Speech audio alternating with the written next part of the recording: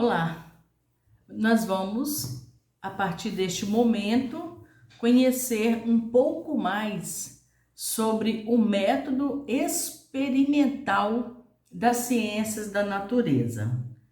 Meu nome é Lindaura Gabriel Coelho, trabalhamos com filosofia e estamos aqui dando um passo a mais nas nossas pesquisas.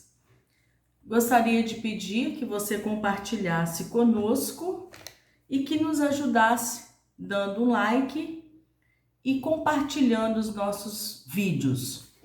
Bom, então, sobre os métodos científicos, o que é isso?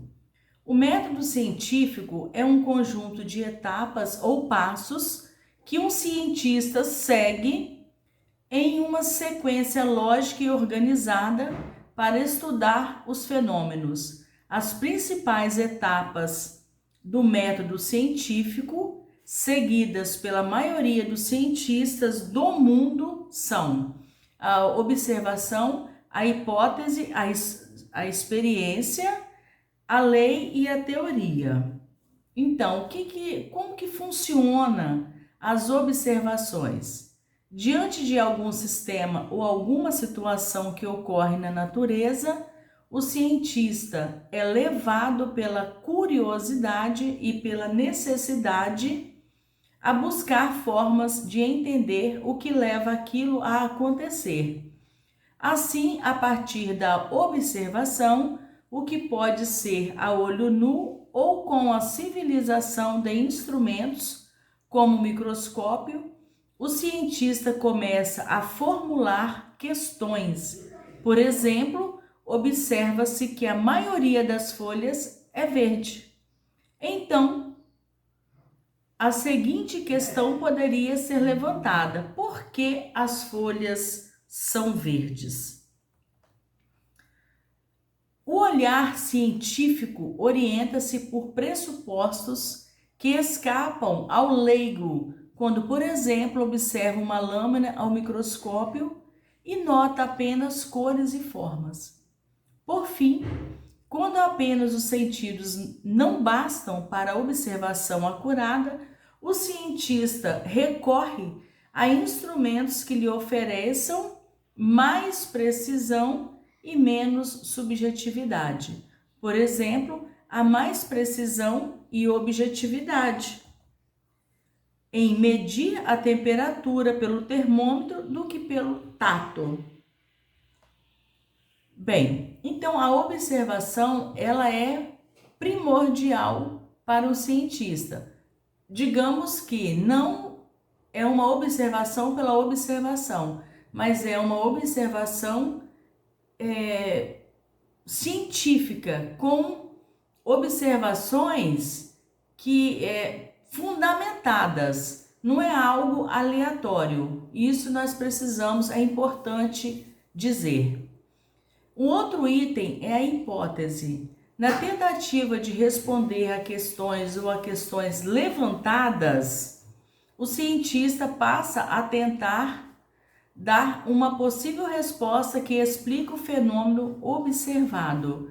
Essa é a hipótese, ou seja, afirmações prévias para explicar os fenômenos. Por exemplo, para responder à pergunta por que as folhas são verdes, o cientista poderia levantar a seguinte hipótese: alguma substância está presente em todas as folhas verdes e responsável por elas conferir essa cor. A hipótese é a explicação provisória dos fenômenos observados, uma interpretação antecipada que deverá ser ou não confirmada.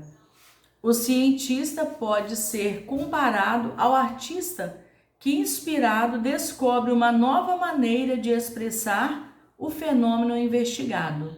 Muitas vezes, a construção de hipóteses resulta de um insight, processo heurístico de invenção e descoberta.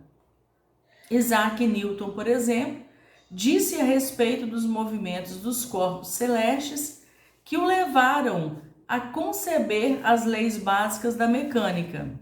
Mantive o tema constantemente diante de mim e esperei até que as primeiras centelhas se abrissem pouco a pouco até a luz total. Ou seja, o pesquisador está em constante pesquisa, adicionado a conhecimentos prévios, até que chega o momento de culminar todo o aprendizado. Ou seja, quando um cientista nos traz uma teoria, isso quer dizer que ele já havia um bom tempo, ou muito tempo já, que ele estava pesquisando. Então, nós precisamos de valorizar os nossos pesquisadores. Por quê? As pesquisas, os resultados de pesquisas, elas não se dão de um minuto para o outro. São debruçados em inúmeras horas de trabalho, de pesquisa, de atenção, levantando hipóteses e confirmando essas hipóteses. Critérios de valor da hipótese.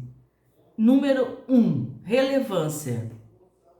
São as que apresentam maior poder explicativo e de previsão que outras, pela sua abrangência e precisão. Ou seja, é como se fizesse uma colheita, onde semeia ali diversas hipóteses e depois vai pensando o que há de mais relevante para confirmar os dados. É um trabalho muito minucioso dos pesquisadores. Possibilidade de ser, número 2, possibilidade de ser submetida a testes. A hipótese deve ser passível de teste empírico, o que pode dificultar sua realização. Ou seja, dentro de uma pesquisa, como nós estamos vivenciando aí a questão da vacina contra o coronavírus, se não tiver, vamos dizer, voluntários, como se dará a resposta a essa vacina?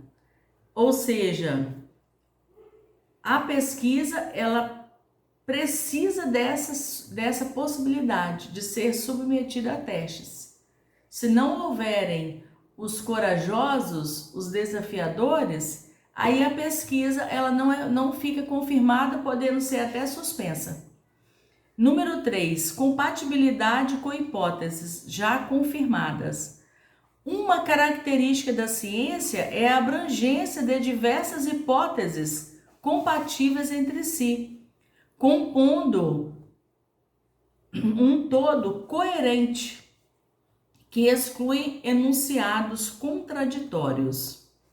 Experiência, outro item, experiência ou experimentação. Para verificar que a hipótese levantada é realmente verdadeira, o cientista ou a equipe de cientistas realiza vários experimentos controlados, cujos dados são medidos cuidadosamente e anotados. As experiências podem confirmar a hipótese ou mostrar que ela não é verdadeira e deve ser descartada. Assim, outra hipótese poderá ser levantada e outros experimentos serão realizados. Com os avanços tecnológicos, atualmente existem muitos aparelhos que tornam essas experiências mais precisas e confiáveis. Por exemplo, para comprovar a hipótese de que alguma substância confere a cor verde às folhas, poderiam ser realizados experimentos para isolar alguns compostos presentes em todas as folhas verdes e verificar se alguma destas substâncias não estaria presente nas folhas que são de outras cores. Generalização. Depois de analisar cuidadosamente os resultados obtidos com os experimentos, o cientista tira algumas conclusões. Se comprovar que determinado fenômeno repete-se após certo número de experiências, ele pode formular uma lei. Isso significa que ele descreverá os eventos que ocorrem de modo uniforme e invariável, mas não explicará por que eles ocorrem. Por exemplo, o cientista pode formular a seguinte lei: todas as folhas verdes possuem a substância clorofila. Tipos de generalização: A e B. Letra A. Leis empíricas ou leis particulares. São inferidas em casos particulares, por exemplo, questões sobre mutação em biologia.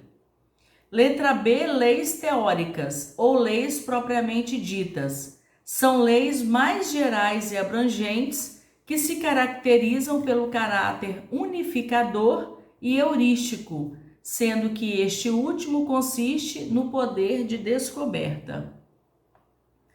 E a teoria é a explicação para a lei.